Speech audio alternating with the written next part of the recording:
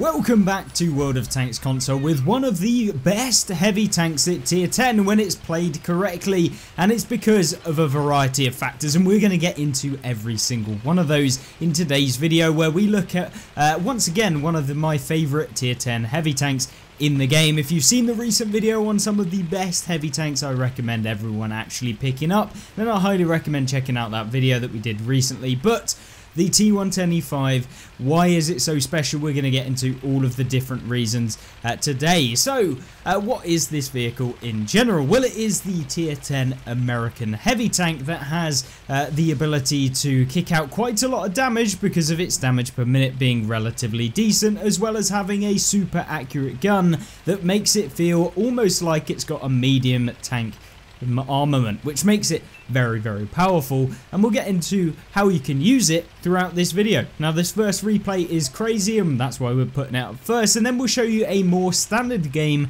where we see some of the flaws, the weaknesses and stuff like that of this tank as well, because it's not all sunshine and rainbows when it comes to World of Tanks. You know, you can have crazy games, you can have bad games in even some of the worst vehicles in the game, but we want to give an honest opinion of this vehicle. So, kicking it off, we are starting going up the hill on Malinovka. Now, this is not a bad start to the game because we have a fairly solid turret. Now, you can see the gigantic cupola. I mean, it's pretty prominent in the video. You can see how big and chunky that is, but it's actually fairly strong. And you might be thinking, cupola strong?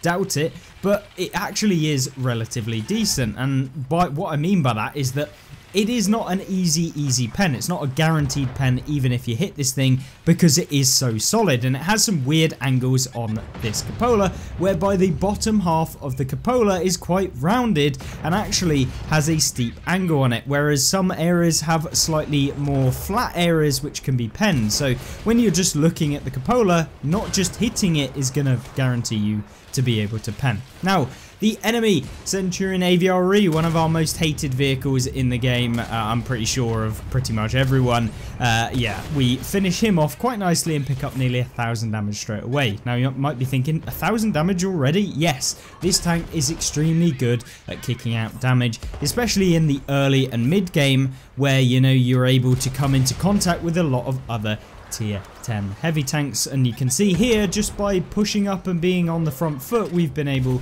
to deal 2,000 damage, and it's because of the reload speed of this tank. And we're running it with advanced loader so that we can improve the reload speed. We want to make sure that we're improving the best attributes of this tank, as well as being able to move around and stuff like that at the same time. Now, by moving around, I mean that we did actually go with advanced traction system so that we can gain an extra bit of speed, because the problem with this tank is that in the late game, it is a little bit slow, and that's because of the fact that it goes a massive 37 kilometers an hour top speed. So it isn't the best when it comes to mobilizing in the late game. So any boost that we can do to that will be perfect for this tank. And yeah, considering how kind of nice it is to have the combination of accuracy as well as penetration as well, and closely avoiding that AP round for the artillery, lovely to see. Don't want to get penned by one of those. Far too many times that's happened, but with that speed, with the mobility that we now have with this tank, enabling us to go about 42 to 44 depending on the terrain and stuff like that, makes it a little bit easier to play this tank. And we get a little bit of revenge against the artillery, who obviously wanted a little bit of us, and that's always nice indeed. But you can see, if I didn't have the speed boost equipment, we would be looking at about 35 to 37 on general terrain, and it isn't the fastest to get up to that top speed either. So you want to make sure that you can get there, and this sort of tank is limited by it. But because of the good accuracy, because of the 2-second aim time, you're able to basically go forward. You'll find the weak points of enemy tanks really quickly, and with the good penetration that you get on this tank, being that it has 258 on the standard rounds, it is more than enough for most tanks. And if you do need to load some premium rounds, or you find yourself up against a really annoying opponent or something that's just a little bit difficult to get penning, then you can use the heat rounds that this tank has as well. Now, we managed to find ourselves a lovely little Waffle Panzer IV who's camping in the back, as you can see, and we've been able to get one into him. We go for a little one onto the UDES 1516. And you might be thinking, Eclipse, you've got 2.6 thousand assistance damage in this game, and yes, you can get quite a bit of assistance when playing this tank, and that is because the view range of the vehicle, because it has a gigantic cupola, is actually pretty good. And when you consider all of those little bits and bobs, this tank becomes one of the most all-rounded heavy tanks in the game. And when you have learnt a little bit about World of Tanks, you'll find that actually having, being flexible in the game makes tanks very, very powerful. Just having a big gun like something like the Ruthless or the Jaegeru or something like that can be fun, but often it is not the most optimal, and you'll find yourself in a lot of situations that just you can't really do anything. Whereas the E5, you feel like you can do something in every game, and that is where we've been able to pick up 6,500 damage in this game with 3,100 assistance. And for example, if you are pushing towards your 3rd mark or 4th mark, I highly recommend you running a more all-round build when you're playing the E5. It's how I managed to get 3 marks in this tank, albeit it was quite a while ago. But either way, if I was going to push for further marks, I would indeed go for the same build, and it really hasn't changed a whole lot. Now, we are going to now try and push, see if we can get one into the UDES. There's not a lot of damage in this game, so might as well just go for it, and then he manages to hit us, probably in the upper plate. It has not got the best armor when it comes to the upper plate, etc. You can get pinged quite easily, but for the most part, when you're using it as a hold down beast with its nice amount of gun depression as well, 8 degrees, you can use it on a ridgeline as well. So it makes it a very, very all-rounded tank that I feel like can be played by anyone and still feel really enjoyable. And certainly in those kind of games where you have a good situational awareness and you know what's going to happen, you can make this tank incredibly good, and it can compete with some of the medium tanks in terms of spotting and being able to deal damage, as well as be able to play in that more aggressive heavy tank role where you have to kind of take a couple of hits but also dish out a ton of damage as well. And so it's all well and good showing you off some of the best games that we have in these tier 10 vehicles, but what about when things don't necessarily go your way? Maybe you have some dodgy teammate deployment, or maybe you put yourself into a bit of a dodgy position. We want to see how it can still play and work around those kind of mistakes, because some tanks, they're very, very good when you get into the right position and when you make all of these perfect plays, but often some tanks will just get absolutely demolished. Like, there is no forgiveness when it comes to other vehicles at tier 10, and you'll find yourself hating the vehicles just because, yes, they may have really good games every now and again where everything goes right, but you know, this is World of Tanks, things don't often go 100% right, so we want to make sure that we're playing vehicles that can kind of do everything, as well as, you know, save you out and help you out a little bit. And those tend to be the more competitive vehicles where, you know, you don't have to necessarily play perfectly in every game to have good results and save you from, you know, being removed quite quickly. Now, this game, it is, of course, on one of my least favourite maps, I guess, Overlord. I feel like it's a pretty boring map.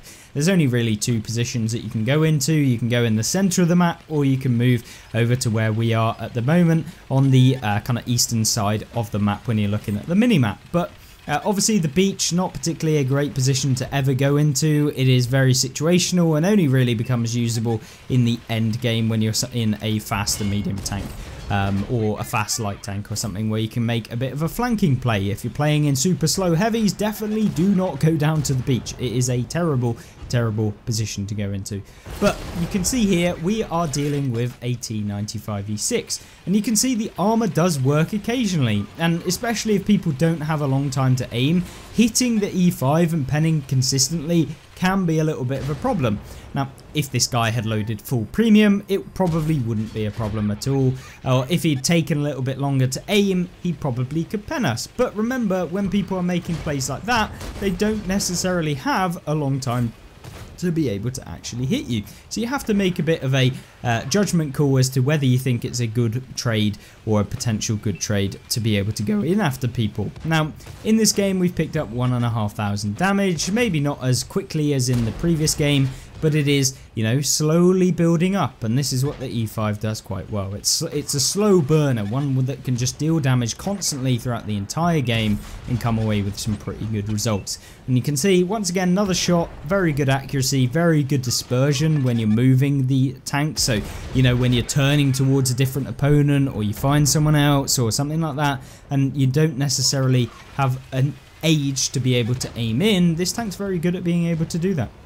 And so the kind of damage on this flank is drying up, so we're just going to make our move in towards, and then of course the little Ruthless at the back, like we had in the previous game, hits us. So yeah, thank you. But dispersion, as I say, very good on the move, which allows you to hit shots like that when you're fully aiming. Don't just try and auto aim everything in this vehicle, it's not going to work for the most part, but when you do aim, you can have a decent time of it. And you can see there. So we lost a ton of health to the Ruthless, which, you know, I mean, basically any tank is going to take a ton of damage, and mainly because we didn't even know he was there, but should have maybe thought about that. But you can see, not the greatest of trades at all at that point. But we can go in now after the T57 Heavy, and we get one into him, and then he gets quickly taken out by the volume of Earthshakers that we currently have in the game, because, you know, giving out free tier 8 premiums to everyone is, yeah, it ends up with everyone playing the new tank that they just got.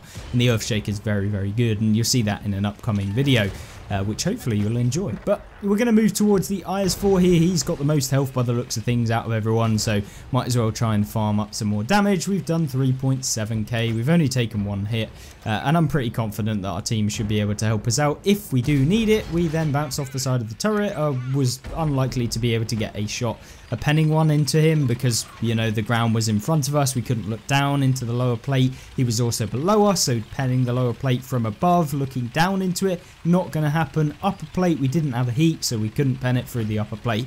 So it was one of those things where we just tried to go for it, and in doing so, you know, we bounce, could have penned, dependent on the angle. Maybe he turned his turret slightly further to the right, we would have penned, but nonetheless, maybe I should just load at premium. But of course, now it's time to try and make our way towards the last remaining bit of damage, which appears to be our friend in the medium tank, who is the Draugen. There are 2 Draugans left in this game. Very, very powerful tier 8 medium tanks, probably with the highest damage per game medium tank that I've ever played. And then we get hit in the side by another Draugen. I wonder where he is. Looks like he is sat over by the area. We went for a quick snapshot. It was unlikely I was going to aim before he pulled back around, but maybe I shouldn't have, because he actually stayed there after shooting and getting spotted, which, yeah, brilliant. Either way, doesn't look like we're going to get any more damage in this game, and there you go. It's a pretty bog standard game in the E5, nothing spectacular, but you can see we made quite a few misplays in the game, but still ended up coming on relatively near the top on damage. And so you can see, very, very fun tank. Really, really interesting one, and hopefully you guys get an idea as to, you know, you don't have to play the most meta tanks or the highest alpha damage tanks to have amazing games, and this one certainly is one of my favorites, and just feels really rewarding to play. So hopefully you guys will enjoy it. If you do, make sure to like the video, and of course check out some of the other best tanks in this best tanks playlist that I've got on screen, or the gameplay and tank reviews playlist that's also on screen, showing off loads of different vehicles. And if you enjoy that, maybe think about subscribing, and I'll see you in the next one. Have a great rest of the day. Goodbye.